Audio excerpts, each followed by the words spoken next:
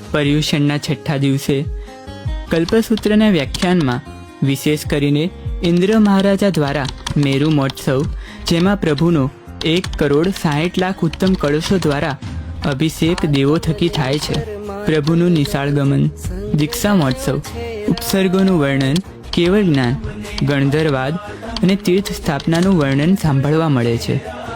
પરમાત્માનું દીક્ષા મહોત્સવ તેમજ ઉપસર્ગોના વર્ણનથી કેવળ જ્ઞાનની પ્રાપ્તિ સુધીનું વર્ણન વૈરાગ્યને પ્રબળ કરનારું છે અને પરમાત્મા પ્રત્યે અહોભાવ જગાડનારું છે કે પરમાત્મા આપણી દીક્ષા પછી 12 વર્ષો સુધી કષ્ટો સહન કરી અમારા માટે અદ્ભુત એવા જીન ધર્મની સ્થાપના કરી.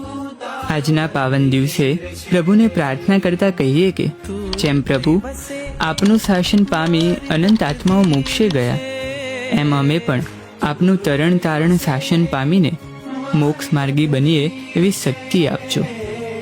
કેવા શુભ પરિણામો જાગે આ મુલાકાતમાં.